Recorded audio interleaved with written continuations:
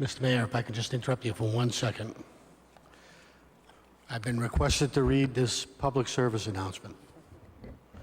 Please be advised that there are assisted listening devices for those with hearing loss or those who may have difficulty hearing due to the acoustics in the auditorium. The devices are located in the front of the auditorium on the stage, and we ask that you sign them out and then return them when you are done with them. Thank you very much. That's our public service announcement.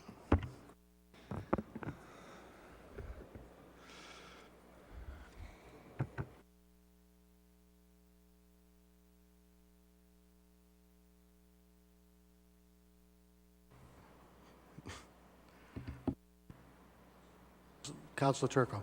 Mr. Chairman, if you could, is there somebody that could adjust the sound? We can't hear a thing from you to us. So it's going to be an issue. It's not coming out of our microphones at all. Yeah, I'm not sure why it's not coming out of the speaker. Chris, if somebody could try to take the, bring us, it sounds like we're in auditorium mode instead of in presentation.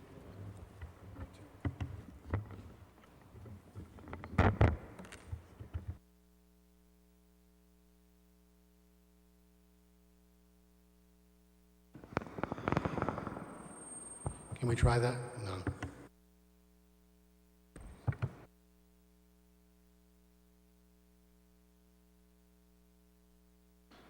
So I'm going to add to the, whoa, that's a little bit better. I was going to add to the capital request. Clearly we need some more upgrades for our auditorium sound system, which has just been incredibly frustrating.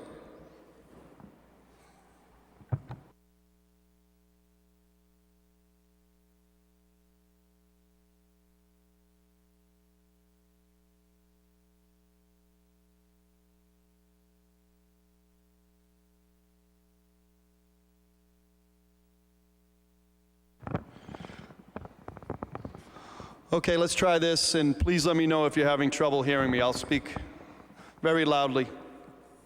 But you have in front of you a list of City of Peabody 2019 capital improvement requests.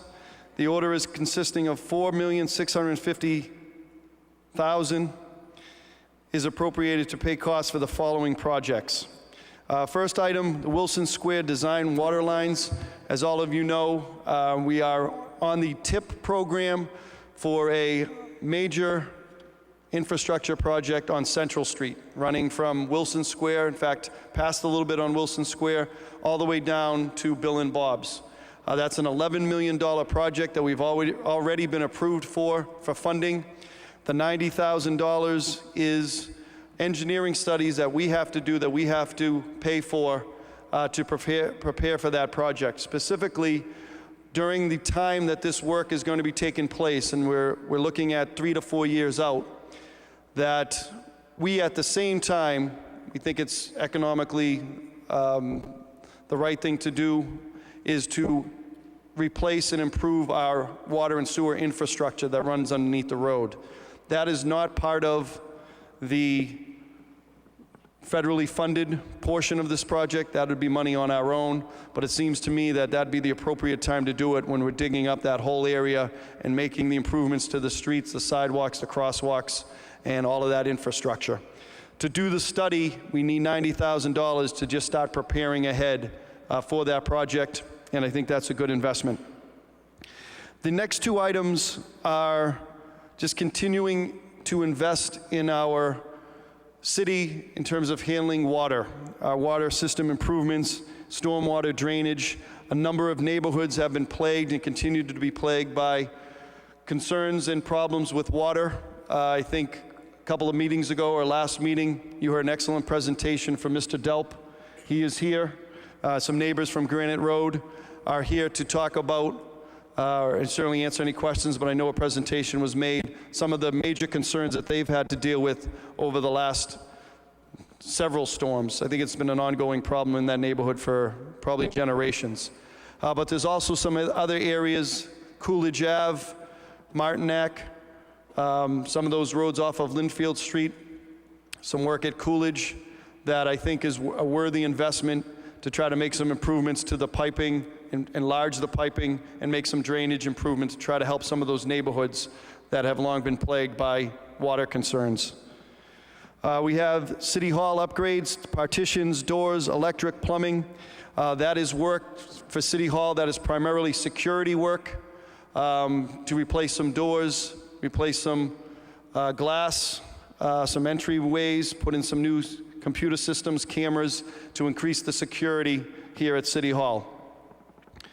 The Riverwalk project, I think many of you are familiar with the Riverwalk project. That is something we're continuing to work towards, to take baby steps to get to the point where we could use that river that has run from Salem almost directly into Peabody Square to create a beautiful walking area, a Riverwalk path.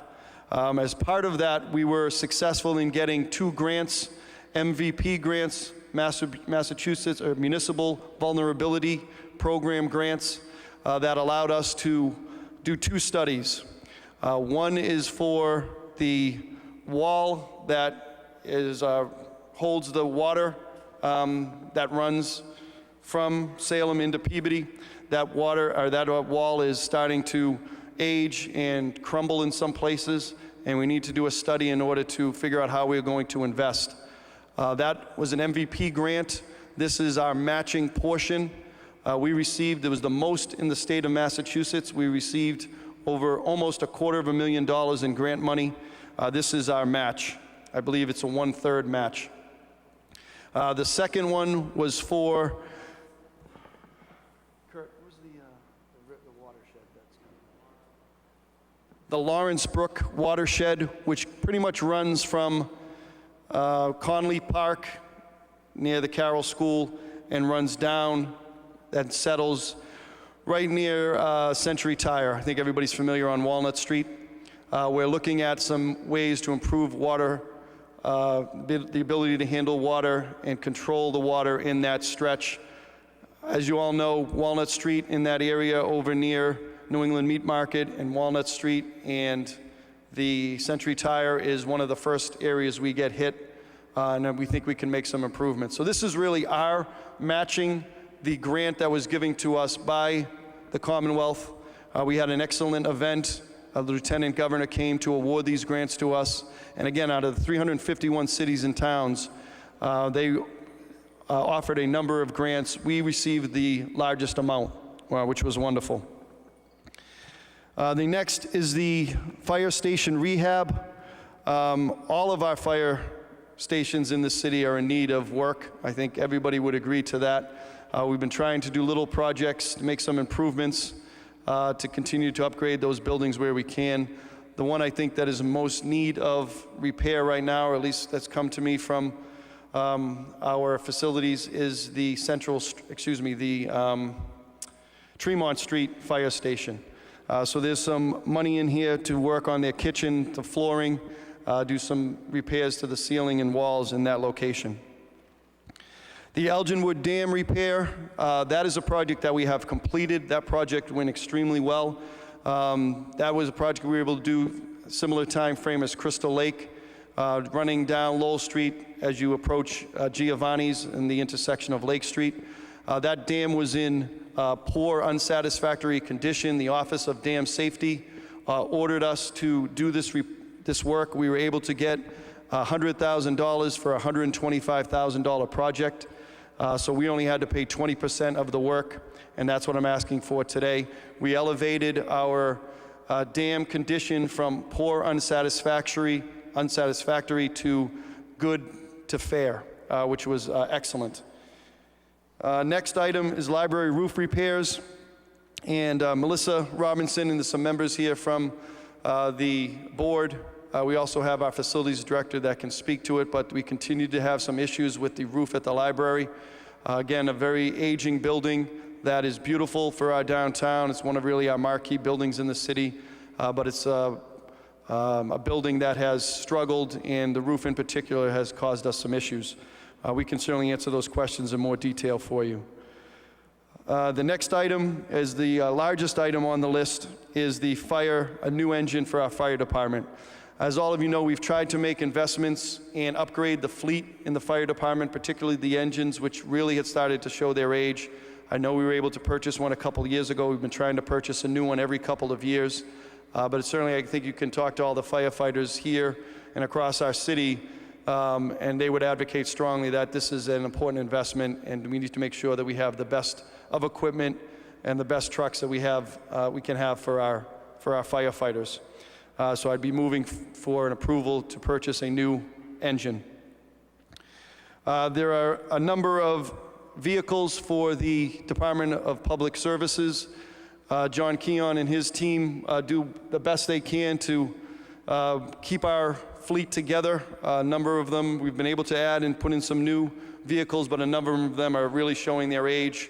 And we would like to move forward with a couple of requests. One is a backhoe for the water department, an international dump truck, and then a 1-ton dump and plow, totaling about $400,000 in new vehicles, which we think are necessary, and that's what's been recommended to me by the DPW department as their biggest needs. I've included police cruisers, $200,000. That would be approximately 6 new cruisers that we'd be able to obtain for the police department, 5 to 6. In the past, we've had them included in our budget. We removed them last time from the city budget and decided to move it towards capital to relieve some of our budget pressure. But this is something that we need. We need to continue to upgrade that fleet for our police department. Those vehicles take a lot of wear and tear on the roads constantly, and we think 6 new cruisers would fit in very well and give the police department those new vehicles that they need. And we have our police chief and our deputy police chief here to answer any questions and to talk about the importance of that investment. A couple of other vehicles, a park department pickup truck totaling $44,000, the golf course pickup totaling $44,000, and a library van totaling $28,000. City Hall, we need to do some upgrades to our heating system here, which there's days where we struggle on cold days during the winter, as many buildings do in the city. But we need to do some upgrades, and we're estimating $15,000 for that work. Voting machines, our outstanding city clerk can speak to the need for that request and the importance of that investment. The Browns Pond Fountain and Dock. This is one that I think is an excellent investment. We have the fountain and dock at Crystal Lake, and it's helped greatly with water flow, the movement of water, which the stagnant water in that area caused some of the problems that we had over at Crystal Lake. And I think an investment at Browns Pond, not only would it be a beautiful visual to see a fountain in full effect in the middle of Browns Pond, but also would be great to be able to help move the water around, which can often get stagnant as well. The dock is just something that I think would be a great enhancement to that area, that neighborhood, allow for fishing, canoe launching, just as we're having at Crystal Lake. We've made a great investment in the city last year, all of us together, by signing a contract and spending approximately $100,000 with Solitude in order to have our ponds and lakes cleaned on a regular basis and treated with certain products that will eliminate and reduce the chances of the lakes and ponds turning into what we dealt with at Crystal Lake. And I think it's been an excellent investment, and that work is ongoing to a number of city ponds and lakes. And that's at a $45,000, $25,000 for the fountain and $20,000 for the docks. I envision that would go near the intersection of Lake Shore and Fairview. There's a playground that we just improved a couple of years ago that is a great improvement over what was there before. But you can walk down, and there's a beautiful area looking out at the lake that I envision that's where the dock would go. We have a public safety microwave radio system. That's an internal system for our police and fire department and emergency personnel. I cannot explain that very well. Thankfully, we have people who can. We have Deputy Chief Joe Daly here, as well as Russ Lewis, a lieutenant, that can speak and give the greater details as to the importance of that investment. It's a big one, $530,000, but it is would eliminate the worry of if something were to go down with Verizon or one of our other providers, we would still have the ability within our internal system to coordinate and be in touch with one another across our city fire stations and police station. But Lieutenant Lewis is here and best be able to answer those questions for us, give more details. Some upgrades for hardware and software. Just again, the reliance on technology increases every year, and we need to stay ahead or up to date as best we can. So there's just some a request for City Hall upgrades to our hardware and software computer systems, not just City Hall, but DPW as well. The next items, the remaining items on the list are school-related projects. The first one is the Center School Feasibility Study. That's one we've talked a great deal about. In fact, we did it recently at an earlier meeting. We were very fortunate to be approved by the Mass School Building Authority, the MSBA, for the project at the Welch School, new windows, a new heating system. We were approved for that. We were not approved for the Center School Feasibility Study. The Center School, I think, along with the high school, is the school most in need of repairs, renovation, or a new school. Unfortunately, we've put in a request with the MSBA for the Center School now for a few years. We've been unable to be approved for that project. And what I'd like to do is, I think as a city, we need to start making some decisions and start to investigate and make a determination as to the direction we need to go. Whether it be a renovation, new school, a mix, to see what type of possibilities we have with the land that we have over in that area, just to see what our options are. I'd like to move forward and conduct our own feasibility study. I did speak with the MSBA, and they gave it their full blessing that could only potentially, it wouldn't hurt us, but potentially could enhance us for future partnerships with the MSBA.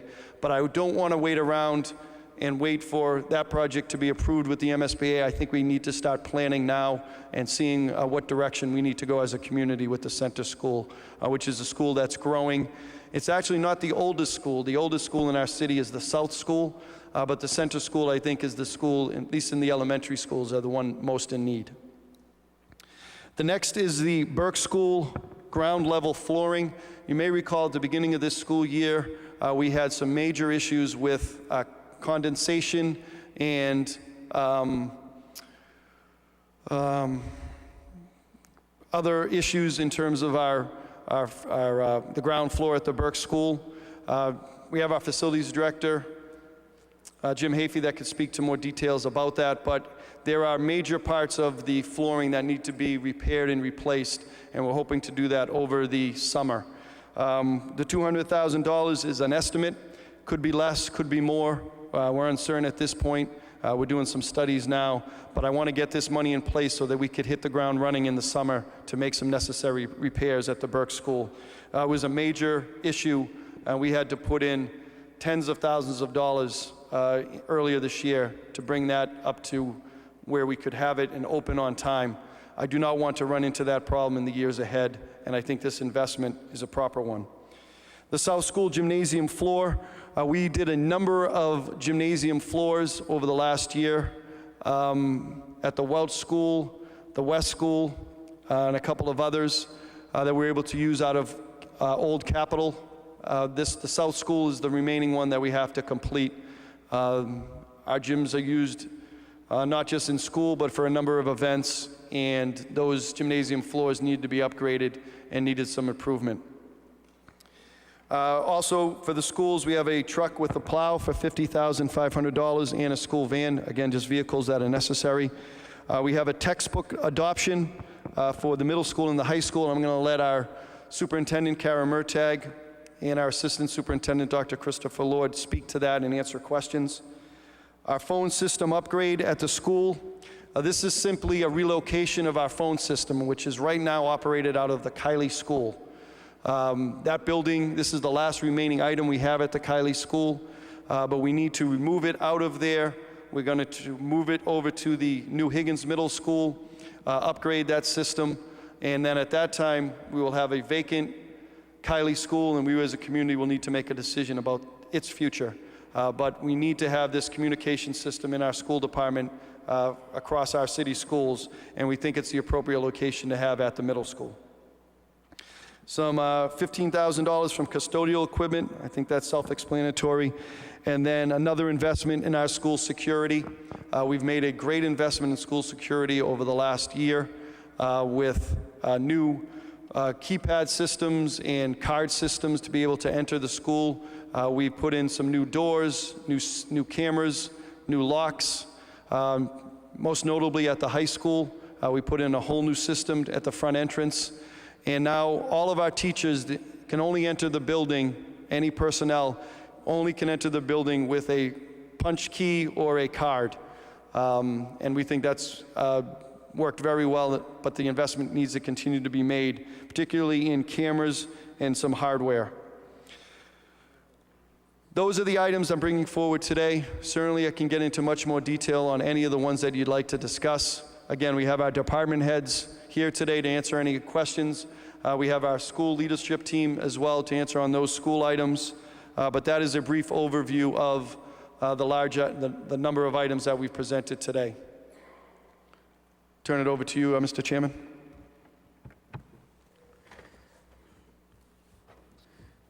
Thank you. Are there any, I'm going to open it up to the members of the subcommittee. I think, your tendency is going to want to lean into the mic to make some noise, but I think part of the problem is all the sound is carrying up above instead of down below. So you're better off maybe to stay back a little bit and get less echo. But if there are questions on behalf of the council, Council Gould. Thank you, Mr. Chairman. Thank you, Mayor. Mayor, did I hear you right that if we had the means to do it, you have about $250 million in capital requests? Did I hear that? Every year I ask all the department heads and city officials to give their recommendations as to capital work that needs to be done, be it at a building, new vehicle, technology upgrades, other requests that would fit under a capital. And I always say, please put everything in, all of your thoughts and ideas or your recommendations. So when they all come in and we run the list, it's approximately $250 million. So then you do the prioritization of the list and then come up with what you think you'll need to just get by? Is that how it all works? Exactly. We try to prioritize looking at the list. I mean, some of the $250 million is the center school, the high school, certainly large projects like that. Our fire department, police department, those buildings are aging rapidly, in need of major repairs. Many vehicles, roads, bridges, that's all kind of put together into our capital. Thank and then you. we just try to prioritize as best we can. Sure. Well, the list is, you can see the importance as you go through each and every item. I want to acknowledge the public safety officials that are here this evening, our fire department behind me. I don't know if there's any more room on that balcony, and the police, and also your staff, your department heads. I appreciate everything that all of you do for us. And you can be sure that we will keep the public safety top of our list in our decisions tonight. So that's all I have right now, Mr. Chairman. Thank you. Council Rosengren? Thank you, Mr. Chairman. I have a number of questions about a bunch of different items. Just out of curiosity, how do you want me to handle that? Do you want to just kind of go down the list of what the mayor had mentioned and ask the questions, or do you want to take it group by group? You can take them in any order you want. Thank you.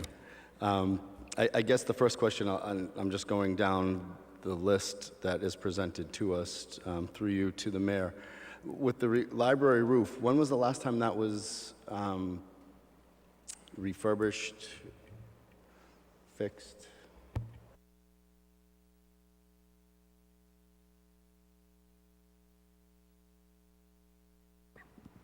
The east side of the library roof is actually original, so it was 1854. There's been repairs done to it, but it's never been replaced. And the west side, the estimate is that it's about 50 years old, with some repairs done as well. Through the chair to you, So I know there was renovations done, that was just the windows, correct? That didn't include the roofs? There was some repairs done to the roof at that time. There were some leakage issues, Okay, but there was not their full replacement done. perfect. Very much. I guess going down the list, my next question would be regarding the police cruisers. Putting this in capital, how long of a time will be paying off that capital request for the cruisers? So in the budget, we, up until a couple of years ago, we included 3 cruisers in our budget. 2 years, I felt that 6 was the appropriate number. I'd love to be able to put it back into our budget, but because of just budget pressures that we had, I thought that we could shift it over to capital, and that's what I recommended doing. But if we stay on this path of doing capital requests every couple of years, I would be looking to continue that 3 a year, which has been in place for now a number of years. That's why I asked for 6, because it's been 2 years. Fair enough, thank you. Again, just following the list that is presented before us, on the voting machines, I know, through you, Mr. Chairman, to Mr. Spanos, I know you said that the last time that they were done was 2007. The time before that, how long did the voting machines last up until 2007? I'm not sure, Council. I want to say probably the late 80s is when we purchased the Optex. Maybe it could have been the late 80s, early 90s when they first came out.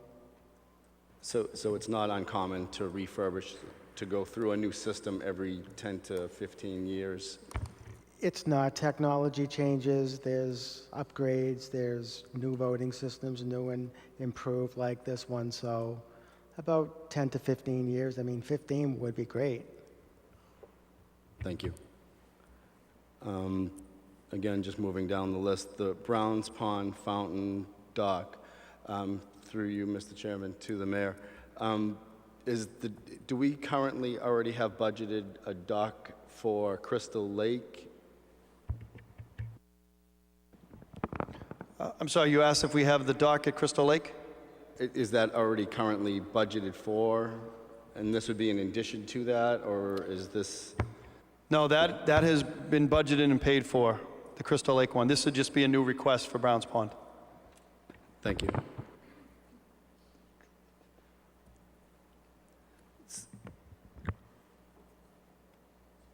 Regarding the computer hardware and the software, I know looking through the document that is before us, a number of, I want to say almost any department that has computers as far as their department goes, is looking for hardware or software or both as an upgrade. So the $110,000 that we're looking at as an upgrade, where would that specifically be going, and what would that entail, and what would that look like when it's finished?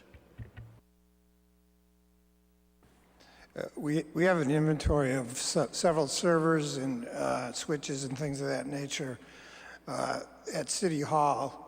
There's some in other locations, and then some as needed as time goes by. So it's more of fixing what we have, and as opposed to improving the systems. Well, there's always upgrades in technology, and we may switch off from one version to another and things of that nature.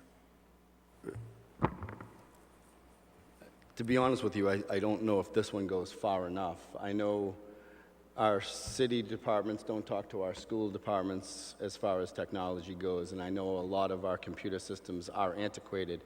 So that's one thing, Mr. Mayor, I would love to see you come back almost annually and try to upgrade our computer system and our software throughout our district, just to continue to improve where everything now is technologically based. So I'm absolutely in favor of that one. And then just lastly, regarding the schools, I know you put textbook adoption for the Higgins and the high school. Can you just elaborate on what curriculum will be updated?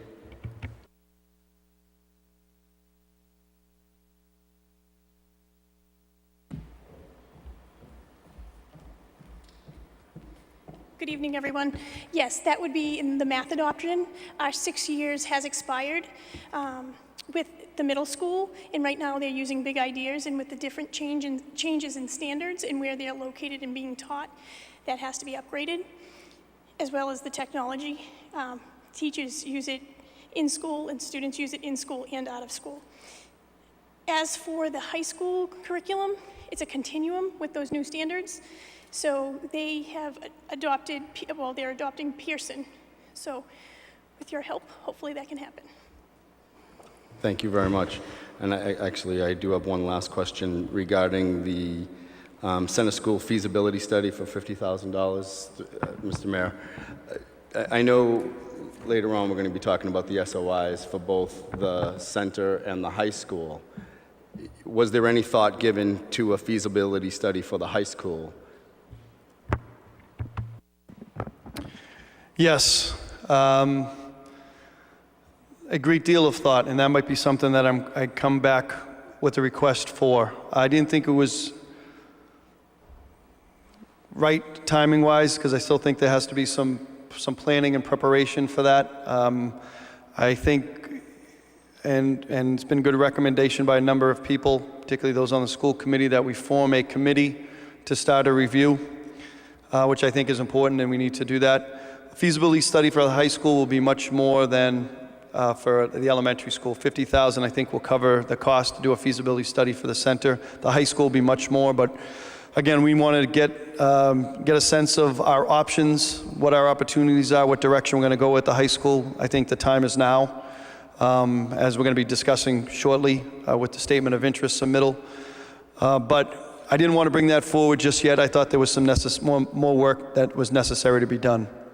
Al Talarico, our building commissioner, he is on the school building committee actually for where he lives, Wilmington. Where's Al? Stoneham, sorry. And they're in the process of a new high school, and they went forward and did their own feasibility study in anticipation of the MSBA partnership. So I think that is something that we need to do. I just felt it was a little premature right now until we get a little bit more organized. Fair enough. Thank you, Mr. Chairman. Councilor McGinn. Thank you, Mr. Chairman. Through you to the mayor. Mr. Mayor, the second line item here, the water system improvements, $600,000. We're going to, later this evening, we're going to talk more about some substantial investments in water infrastructure. Can you just confirm, which is it? Is it close or doesn't matter? Close enough. Right. Could you confirm, Mr. Mayor, that that this $600,000 is not eligible for the revolving fund, the lower cost alternative? Was that investigated and you've ruled that out as an option?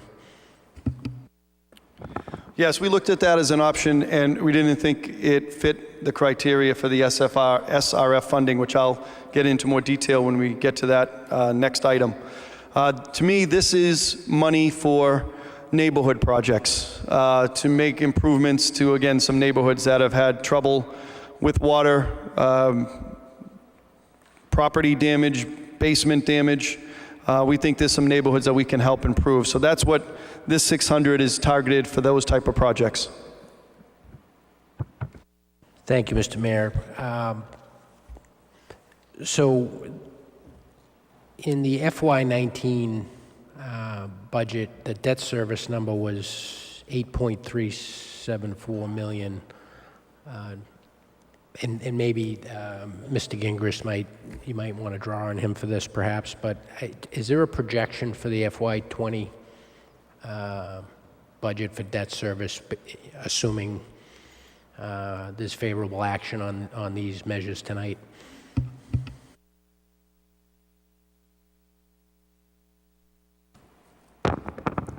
Thank you. The FY20 city budget is going to be approximately $8.1 million for debt service, and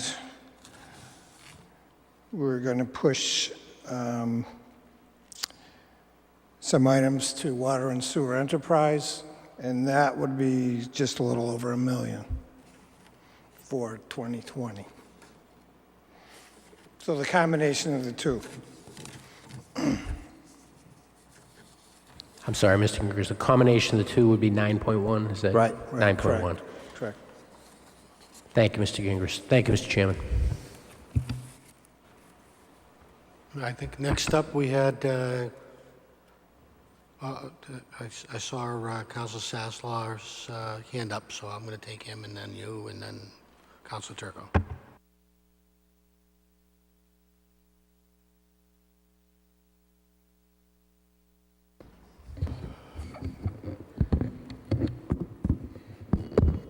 Thank you, Council. We didn't want to give you a microphone that worked. Figured to go with the rest of the night. I can't even hear what you're saying, to be quite honest with you. I didn't even really know what you said, but I'm good, I think. Just a couple of questions. I'm going to go down like Council Rossignol did on a few issues.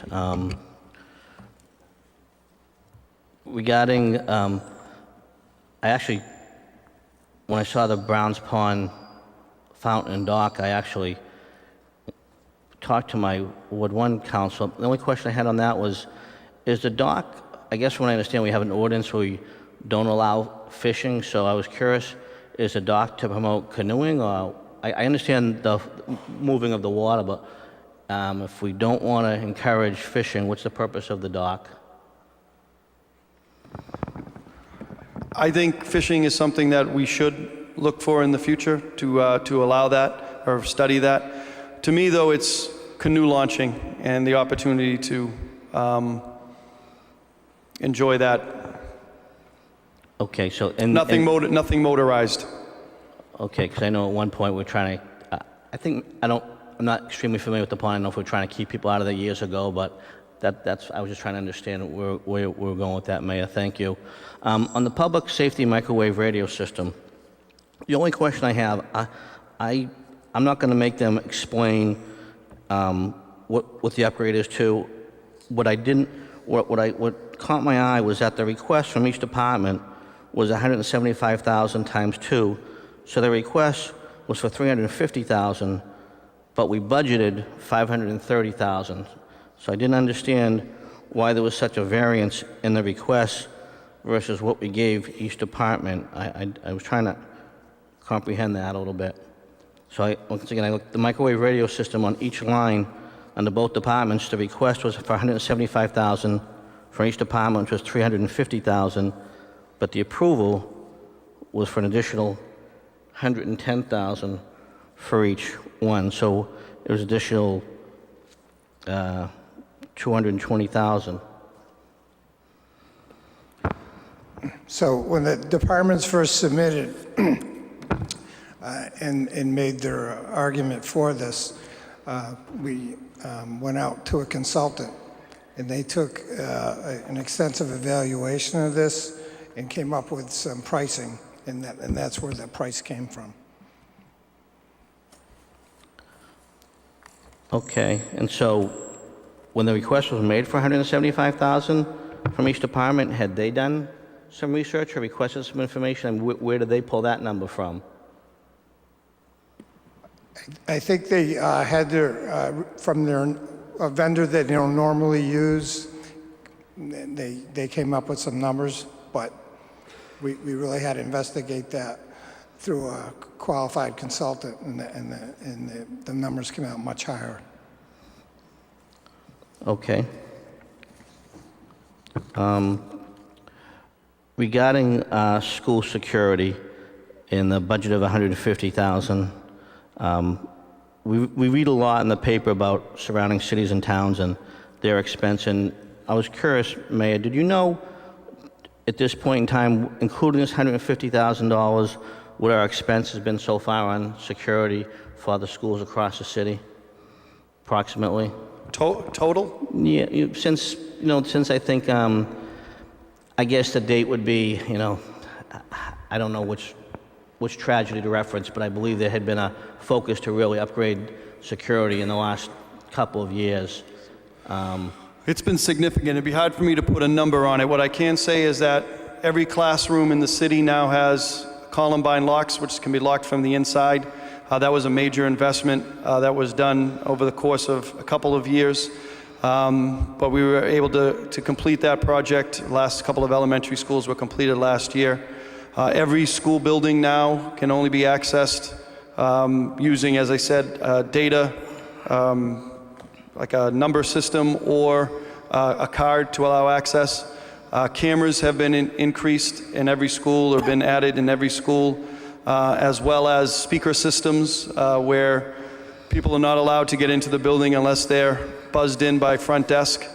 And then we've also made just improvements in doors and entry points to buildings, to each of the buildings. Always more needs to be done. I think there's some additional projects that can be worked on. But it's been hundreds of thousands over the years. Also new windows, new window shades, window treatments, to just a number of things that have been recommended to us.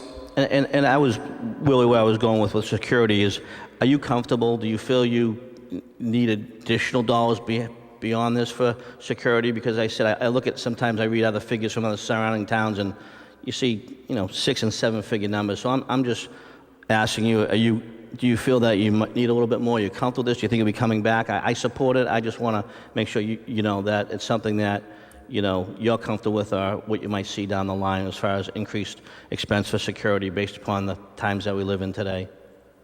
And that's a great question. And no, I don't think I could ever be fully comfortable with the amount of money that we've put in. I think there's always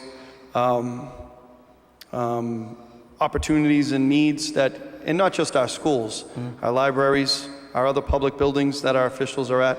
We've made some upgrades at City Hall here, putting in new windows and doors. But I know the library needs some investment as well. I think that's going to be one I continue to bring forward to you.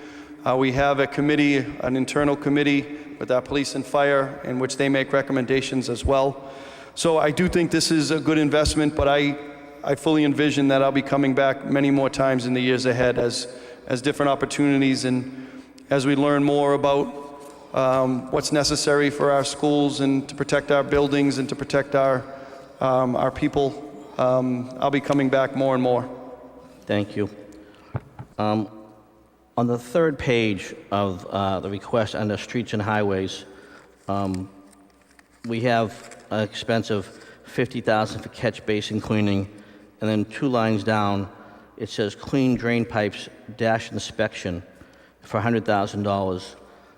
My question was, are we inspecting, and then are we cleaning? It's a little bit, catch base cleaning says we're cleaning for $50,000. On the clean drain pipes dash inspection, I'm a little bit, I'd like a little bit more clear. Are we going to inspect them, or are we going to clean them?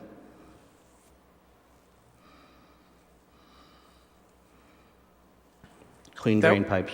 That would include both. So we'll be cleaning them. As we clean them, we check to see what the conditions are of the infrastructure. Okay. And regarding the catch basin cleaning, and I know the mayor's going to smile because he's familiar with this, there has been a request by a local resident for the last couple of years to start a database with an Excel spreadsheet to keep track of the basin that are cleaning. To be quite frank with you, the request's been out there a couple of years. We asked a resident who's involved with a lot of issues in water in the city to wait until you became and you're up and running. But if that's something that you could start, I maybe would appreciate that. If you have to get maybe an intern or an employee, but I think the request is fair as far as the catch basin cleaning, knowing what it is and having a database, an Excel spreadsheet, so that you're aware of it, and if we're inquired about it we get a lot of questions from residents about when it was cleaned, it's not draining properly. So if it's something that you could look into, Mr. Labasi, I'd appreciate it. Yeah, they're supposed to be cleaned once a year per DEP regulations, so we'll get back to that. Okay. Thank you very much. And just give me one more minute. Let's see if there's anything else. The only other question I had was regarding going back to the feasibility study. Correct me if I'm wrong, and I certainly could be. When the votes were taken at the school committee a few weeks ago, if I'm not mistaken, when you made the votes to go for the funding for both the center and the high school, were they prioritized as far as one over the other? I thought that the school committee, I don't know if I'm using the proper terminology, but I thought they basically put the high school in front of the center school. There was a vote taken on that of which one would have a priority. Did I interpret that correctly, or did that, or not? The school committee voted to prioritize the high school. So with that being said, the only thing I scratched my head about is that, so the school committee made that request, and I understand that the feasibility study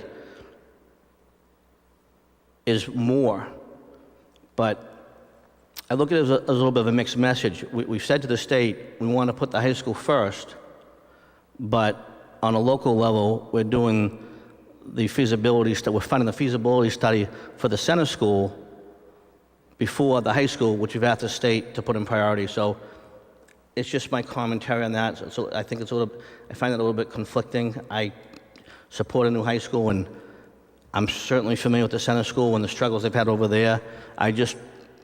That didn't, to me, I didn't understand why it was done the way it was done based upon the vote of the school committee. And I support both of them, but I was just trying to understand that.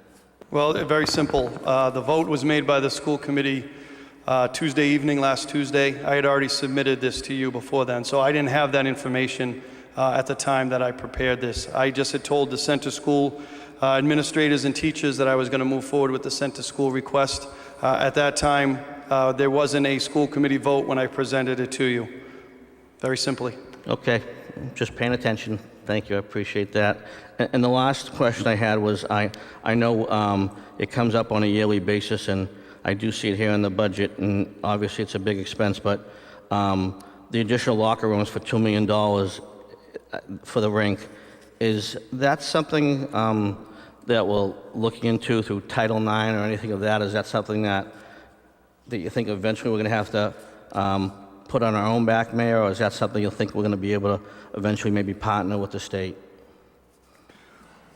I'm looking at that as a different project. That may be something that I present in the future to you, hopefully as part of a partnership with the state.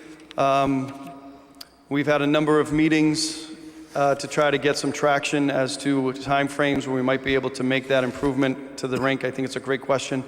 I didn't want to include that in here because I still think there's opportunities for a partnership in the future. But I think down the line, that hopefully is something that I bring forward. That's still very much front and center for me, and I know for you and for all the councilors. I think there needs to be a project over there and massive improvements to that facility. I think it's lacking in a number of ways. So I'm not ready to bring that forward to you yet, but I anticipate that I will. Thank you, Mayor. Appreciate it. I'm all set, Councilor Gravel. Thank you, Councilor Sasslaw. Councilor Melville. Thank you very much, Mr. Chairman. Through you to the mayor, what is the term for this particular, to service this particular bond? Is that something we get in the secondary market, or is that something that Mr. Gringers can tell us?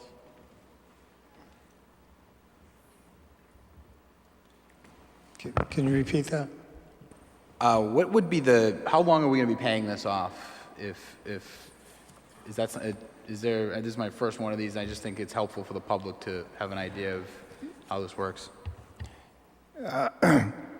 We'll submit this bond authorization eventually to bond counsel, and they'll go through the different chapters of law and indicate different lengths of time that is allowed for different things. Like the vehicles, in general, 5 years. Computer systems, 5 years. But some of the other things, the longer infrastructure time could be 20 or 30 years. So it's going to vary across this. Thank you. I think that's very helpful for me, and especially going through this process, to note that some questions that come up around these issues are, will we be paying for something like a computer system well beyond its actual use, similar to the voting system that we talked about earlier through Councilor Rosignol. With regards to a couple of the items on here, Mr. Mayor, you've been pretty clear about some of the issues, and some of my previous councilors have touched on some of the questions I would have had. Just a couple of comments.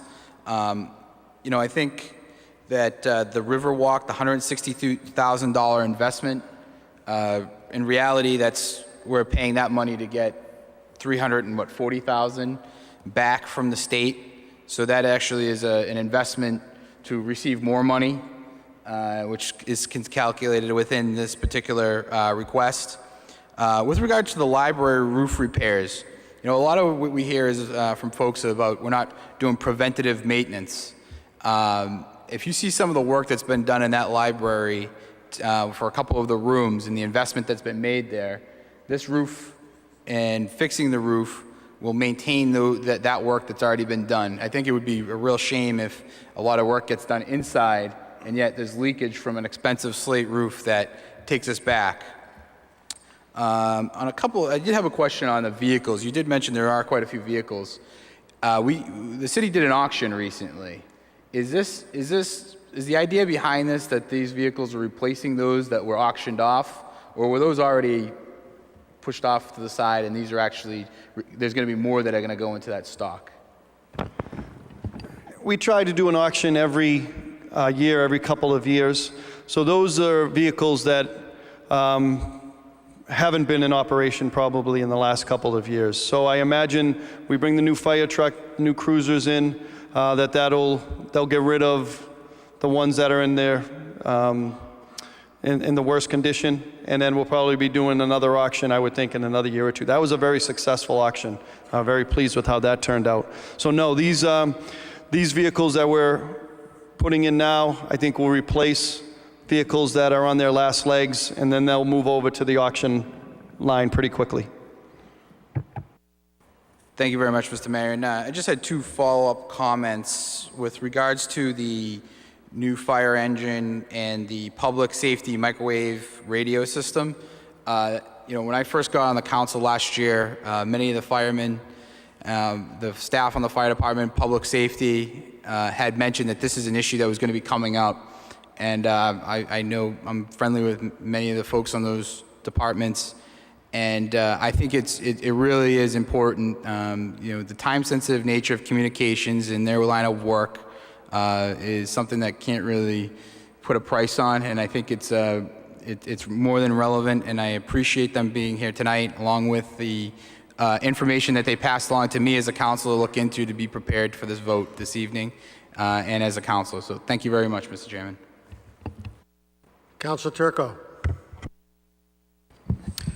Thank you, Mr. Chairman. Mr. Mayor, can you just show me where the money, and I asked this first because Mr. Delp Bill and Jean Delp and Rick and Pat Williams are in the audience from Granite Road. Which portion of this, is it the $200,000 that's designated towards some of the improvements that are needed over at Granite Road? I envision both of those items. We could have put them into one. We separated because there is some stormwater drainage, and I think Councilor Sasslaw asked some good questions about cleaning the storm drains, and that's been an issue that has hurt some neighborhoods as well. I anticipate, though, that the money to do some specific work at the Granite neighborhood and Coolidge, Martineck, some of that area will be out of the $600,000. Okay, so it'd be a combined between the 6 and the 200,000. Now, in that regard, I know the intention at some point that I know we're going to get there next, but I just wanted to ask this. The intention is to turn water into an enterprise fund, drinking water, at the end of the year. And I'm wondering that with some of these bond requests, if that bond money or those bond payments will be included through the enterprise fund. And this may have been asked already, and I can't hear a thing over here. I can now. I can actually abundantly hear. Is that money going to come out of the enterprise fund, the payments for those? Good question, yes. That's the intention. Now we're going to be speaking about that, and I know you spoke about this as well as others, that the time has come to create a water and sewer enterprise fund, and that's to pay for these type of projects. Okay, with that in mind, I would have the same question about the golf pickup truck. So why wouldn't we include that in the enterprise fund for the golf course? And will that payment come from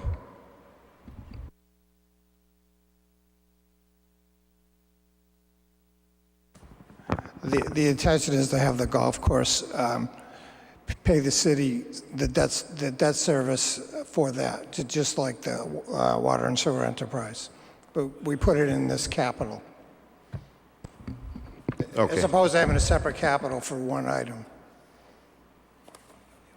Okay, thanks. And Mike, while I have you up there, and it's in regard to the library roof. And we just recently did some work to the library roof within the last 5 years, and I believe that was covered through CPA. So with this request, why are we not going through CPA again for historic preservation for the library roof? Well, we could use a combination. I think we had to put in some amount of money because we're still uncertain of the total costs involved with that roof. So we may be going to community preservation for an additional amount. Okay, just, I mean, in my opinion, it would just make sense to keep it with the CPA, being that we've already done that, and they've already paid for a significant portion of the roof. And if the intention is to go back to CPC for more money, why wouldn't we just include this amount? But I digress on that. Mr.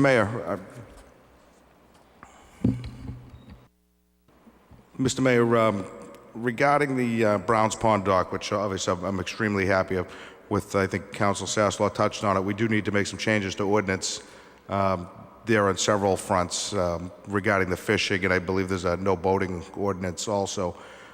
So I love the idea, and I think once we get the approvals and we move forward with it, then we move forward with changing or adjusting some of the ordinances. But that's also a question regarding CPA, being that that's part of Lakeshore Park. The dock couldn't be considered part of the park, and that couldn't come from community preservation also, and any further improvements. You may want to add additional docks down the road. So I don't want to start a precedent that we paid for the dock and the fountain from capital budget, but we could have gone to CPA through Lakeshore Park as recreation and included into the CPA. And, you know, there might be a fine line there. I don't know. I just wanted to bring it to your attention just in case in the future there was any intention on either at Crystal Lake or at Browns Pond at adding additional docks. I'm not giving you any chance to comment here, Mayor. I'm just talking. So, go ahead. That's a great point. When Jen Davis, our Park and Rec Director, we brought forward 3 projects. We've been trying to do 3 projects a year to get funding from the Community Preservation Committee. This year they were Bartholomew's Pond, a new play area there, Mars Park, and Brooksby Farm. So this would have been behind those and might not have been able to be would not have been a project we would have been able to bring forward for maybe another year or 2. So that was kind of my thought process, but that's a great point. That is another fund that we could go to. And I'm only using the cost from Crystal Lake as a barometer for the cost that could come our way. If it's more, then that is an avenue we could go to CPC for some additional funds. Thank you, Mr. Mayor. In regards to the fire department, remind me, I think it was only several months ago we approved $750,000 for a pumper truck, right? And that came out of the regular budget, that fund. I know it was a lease, and I'm just trying to remember where the payments came from. There was a request for 2, a pumper and an engine. At the time, we were able to get a very favorable lease terms for the pumper. So when I came several months back, that was to enter into a lease for the pumper. We thought that we could get it quicker that way. We wouldn't have to wait for it to be constructed. There's going to be a wait period before this new engine will be able to be delivered and used. The lease allowed us to go much quicker to get the pumper in operation. So that's why we there. It was the first time we've done a lease for a fire truck. It might be something we do in the future. But that was why we did it that way. And the engine is just, we felt appropriate under capital. Thank you. And I just had one last question for Mr. Labossiere, if he doesn't mind, that it's just in regards to the equipment that you're purchasing. I noticed that you're buying an international dump, and I'm sure you're aware that most DPWs, and including, my workplace, we're kind of getting away from the internationals because there's a lot of issues with the internationals. So I did ask the question, and my boss that procures the equipment said that they're kind of leaning toward max now because of the constant problems with the transmissions in the internationals. So just maybe something you want to look at in the future. Yeah, that's something I'll talk to our head mechanic about. We generally like to keep the same trucks so that we have the same parts on hand, and they're all up to speed in the same truck, but we'll go back and look at the state contract anyways to take a look at the pricing. That's just a placeholder. It's nothing that says we have to get international. Thank you very much. That's all, Mr. Chairman. Councilor O'Neill. And thank you, Chairman Gravel. I'm not a member of this committee, but I appreciate the opportunity to speak tonight. In terms of, I know it's hard to hear tonight, but I could hear Councilor Melville's comments about the public safety microwave radio systems, and I echo his comments about giving our public safety workers and officials the tools to do their jobs to keep us safe. I was hoping I could just get a brief overview of how it works, and I guess also just a simple question is why don't we have it in place right now, I guess? Thank you.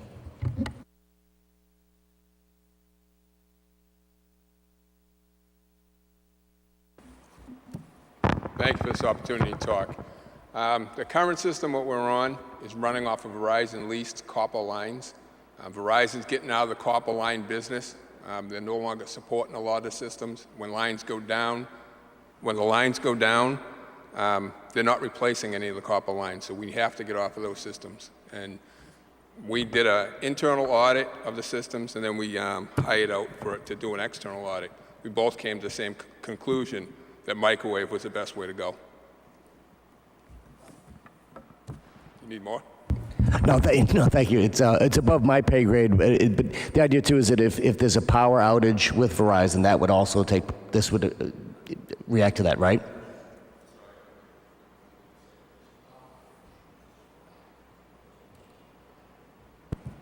That's correct. With the microwave, there'd be a redundant system. It would be a self-healing redundant system, would have backup generators and all that, everything to make sure that this system stayed stable. Great, thank you. And I guess the last part is that we don't have it in place. Was it just a budgetary issue of the past, or is there just more color on that? Maybe if someone knows. Thank you.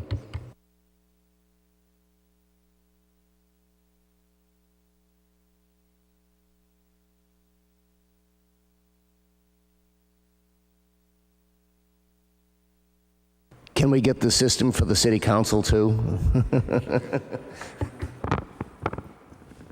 This was kind of thrown upon us. We received a letter from Verizon. They're no longer going to expand or maintain their copper wires. They actually have them up for sale. And they gave us a drop-dead date that they're not even going to do repairs. So somewhere in the near future, which I think was January 2021, they're going to cease to exist, and our connectivity will be gone. Thank you. Appreciate the additional color. Other councilors? Well, you all did a great job on that list. So the only question I have from Mr. Gingrich is, what's the impact on the tax rate for this? I haven't calculated the overall impact, and the average household in general with all of our debt service is about $200 out of their total tax bill. I haven't specifically targeted this one issue. Well, you can't put a price on safety. So with that being said, if there are no other questions, I would take a motion from Councilor McGinn. If you would, I'm going to read the motion to make it quick for you. Ordered that $4,650,000 is appropriate to pay costs of the following projects, including payment of any costs incidental or related thereto. I'm going to dispense with the reading. It's already been read of the list. And that to meet this appropriation, the treasurer, with the approval of the mayor, is authorized to borrow said amount under Chapter 44 of General Laws or any other enabling authority, that the treasurer, mayor, and any other city official is authorized to take actions necessary at and convenient to carry out the purpose of this order, and that any premium received upon the sale of any bonds or notes approved by this vote, less any such premium applied to the payment of the cost of issuance of such bond or notes, may be applied to the payment of costs approved by this vote in accordance with Mass General Law, Section 44, subsection 20 of the General Laws, thereby reducing the amount authorized to be borrowed to pay such costs by a like payment, and that the order be adopted and advertised as read. So moved. On the motion. We'll strike the word adopted on that. It's going to be advertised. On the motion, any comments? Being none, roll call. Councilors Melville, Yes. McGinn, Yes. Rozignol, Yes. Gould, Gravel. Yes. Motion carries 5-0. There is a second vote that has to be taken in regard to this. It's specific to the voting machines. And I'm not sure if you have it. It's in your packet, but I'll read it, and I'd appreciate Council Melville making the motion. Be it ordered by the City Council of the City of Peabody that in accordance with the provisions of Chapter 54, Section 34 of the Mass General Laws, that the image cast precinct optical tabulator voting system be used in all polling places within the City of Peabody effective in the year 2019. So moved. On the motion, any comments? Seeing none, roll call. Councilors Melville, Yes. McGinn, Yes. Rozignol, Yes. Gould, Gravel. Yes. Motion carries 5-0. We're going to take a 2-minute recess, and we're going to try rebooting the system and see if that helps.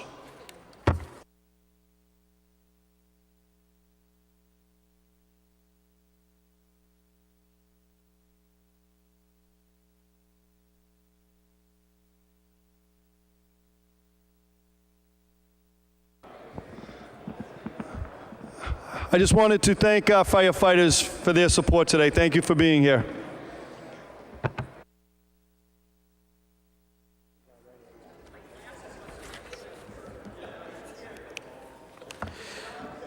All right, folks, if I could have your attention back here. We have two items that we have to review. One of them is item 8B, and the other one is item 8C.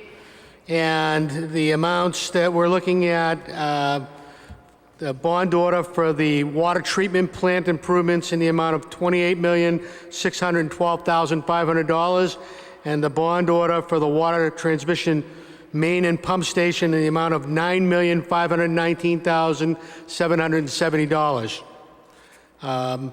These are items that we had discussed previously in meetings. Mayor, let's do a quick recap, and then any questions that anybody has. This basically reinforces the vote we already took to support this. So, Thank you, Mr. Chairman. And yeah, I'll be brief, but I'm certainly here to answer any questions, as well as Bob Labossiere, DPW Director. But this is just the funding approval for the clean and sustainable water infrastructure plan that had been presented some weeks back. The 4-phase plan that I think will make a major difference in water quality, water pressure, and just upgrading our system for decades in the future. Phase 1, just a quick recap. Phase 1 is the work that's going to be taking place this year on Route 1. Along the Route 1 corridor, pretty much for a mile-long stretch over near Reds. We have a piping where it goes from 4-inch piping to 12-inch to 6-inch to 10-inch.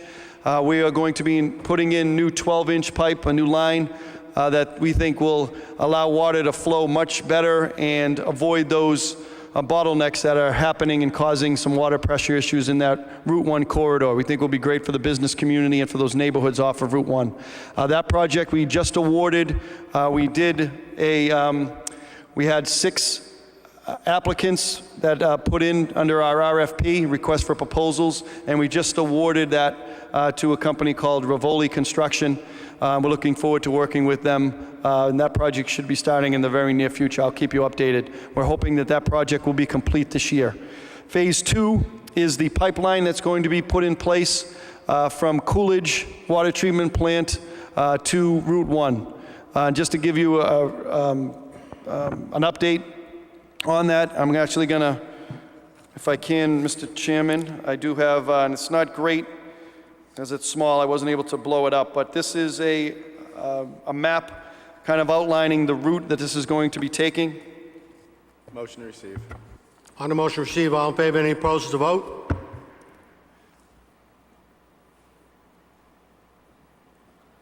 So to put some streets to it, I've mentioned these before, we're starting out on Coolidge, running down Coolidge onto Lynn Street. Likely we are going to be going down Brown Street or Carlton because of concerns about County Street. So it looks like we're going to have to proceed down Brown or Carlton and then come out on Norfolk, coming up to Linfield Street, taking a slight left, and then taking a right, going all the way down Summit Street. The good news is that we were able to have the pipe go across the highway, 128, and it will come out onto Lowell Street over near the Arboretum. We'll come onto Frontage Street and then come out onto Lowell Street right at the Arboretum and run all the way down Lowell Street to Route 1. The good news is we're able to avoid Forest Street and getting onto Lowell Street much earlier. So that was a good piece of news. So that is project number 2, including a pump station that will be located near the high school. Phase 3 will be the new Winona Water Treatment Plant, and Phase 4 will just be repaving those roads that are affected. We did ask for slightly over $36 million. You'll see in these 2 requests that they total over $38 million. And that is for a very specific reason. Weston & Sampson, our water consultant, put forward to the DEP a intended use plan. That was to apply for SRF funding, which was extremely good news for the city of Peabody. It was probably the best news I've gotten in a while. We submitted our application to get funding from the state revolving fund that funds water projects. And the great news is that we were approved for the whole project. 100% of the funds will be paid with the state revolving fund. And what that means is instead of paying 4 to 5% interest rate, which we typically pay for capital improvements, we are paying 2%. That will save us hundreds of thousands of dollars. Now the cost is a little extra rather than the 36 I had spoken about previously because we wanted to take the opportunity. There was some additional work that qualified under the SRF funding, work at Coolidge to the water tanks to the basins that we included in this because we wanted to qualify for the 2% interest rate. It's work that will likely have to be done in the future. Doesn't mean it is going to be, but I wanted to at least get approval so that if we want to do that in the future, we're able to take advantage of that 2% interest rate. And it also would be able to help us with the work that's ongoing at Coolidge.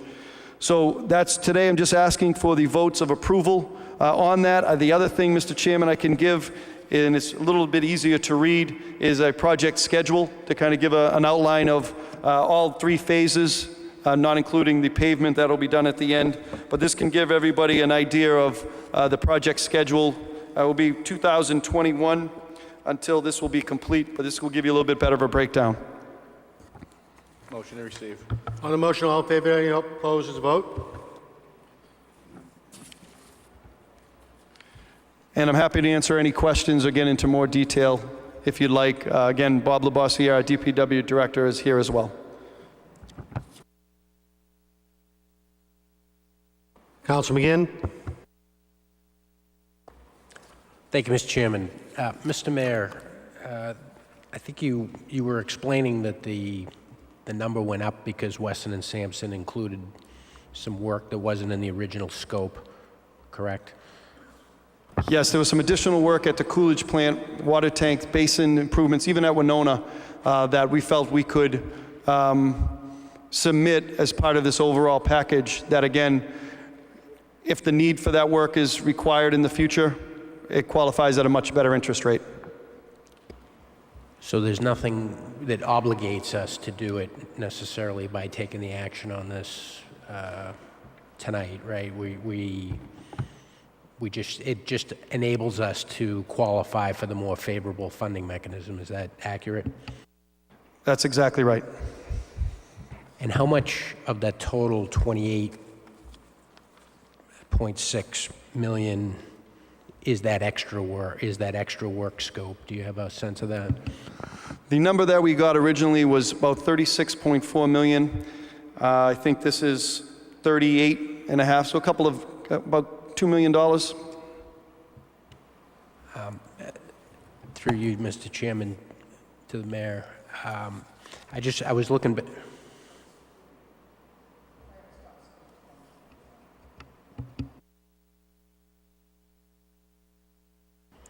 I was looking back at the communication from November when we evaluated this, and that phase, I just want to be able to understand the difference between the two numbers, because it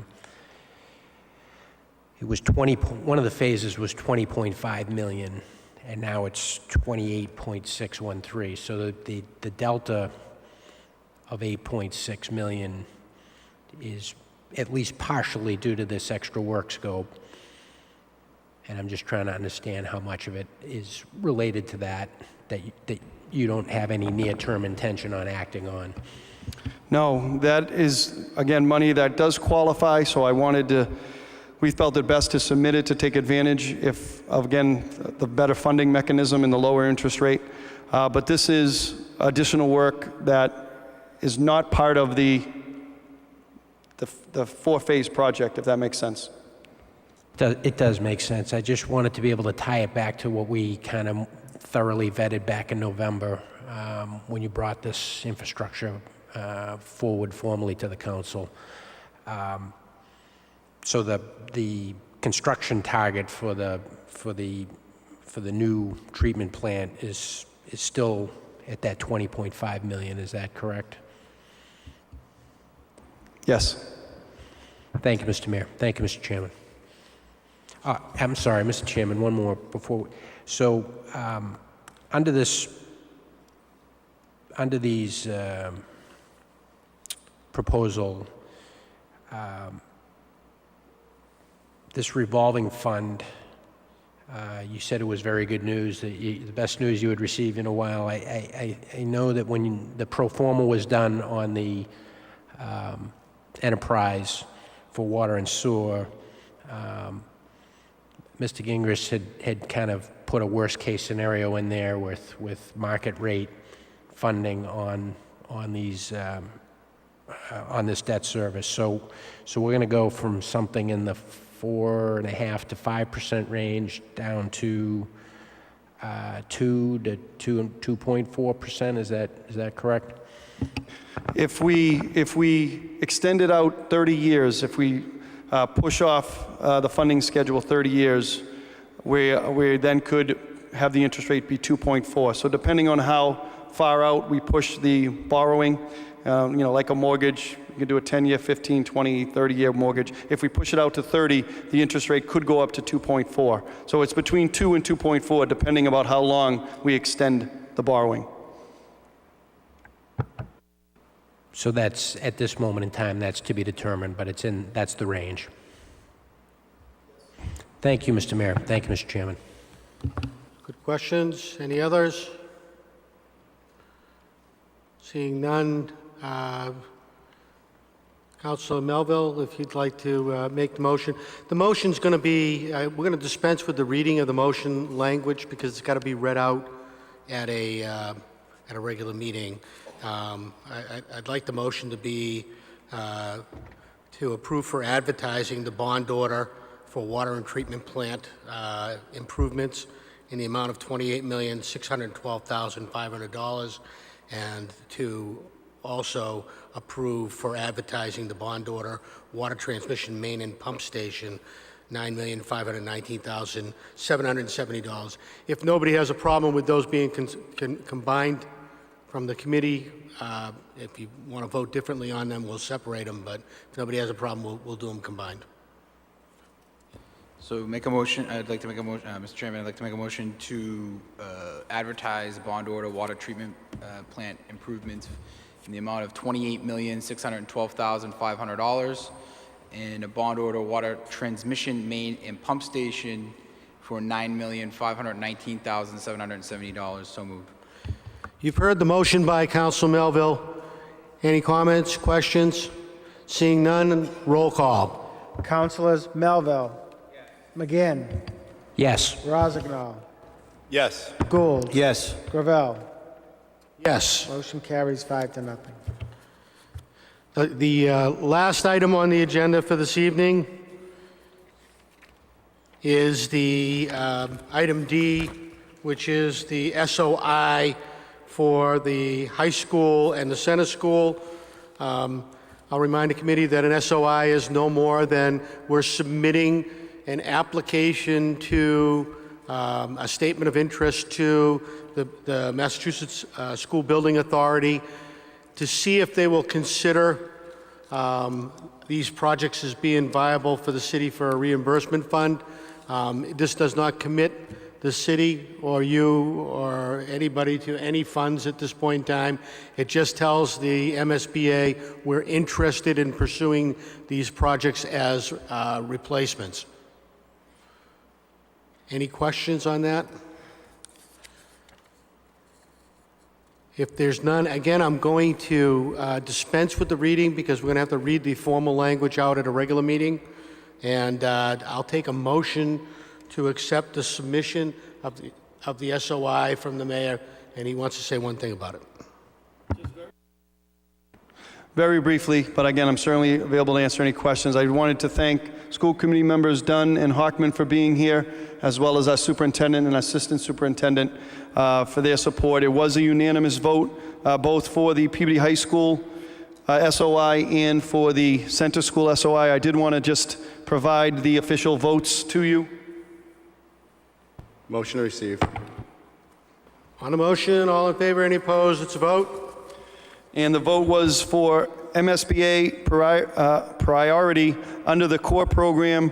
The priority was number 7, replacement and renovation of an addition to or obsolete buildings in order to provide for a full range of programs consistent with state and approved local requirements.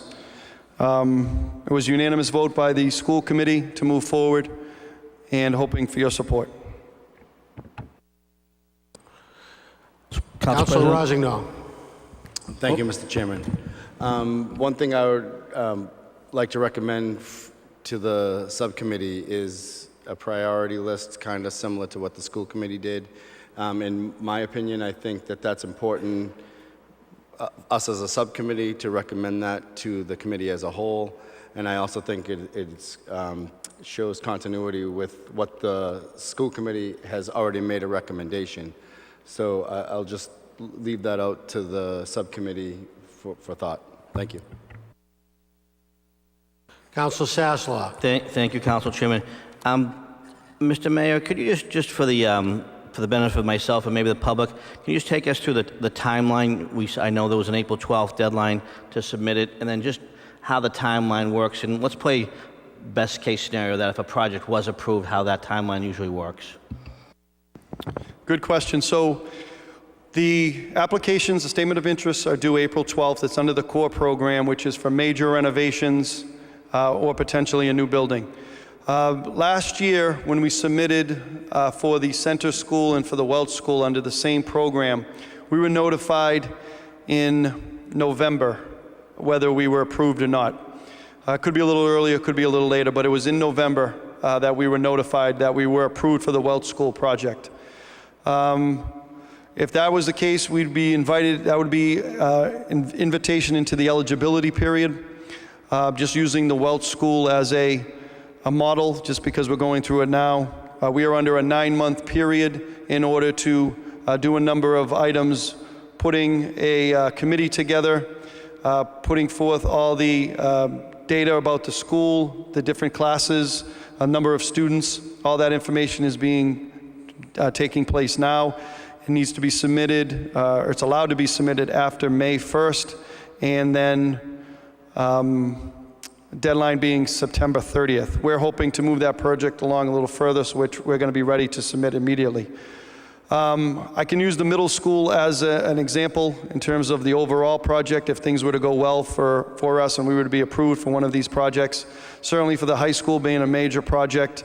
The middle school, we were approved in September of 2012, approximately, and then we opened for business in September of 2016 at the Higgins.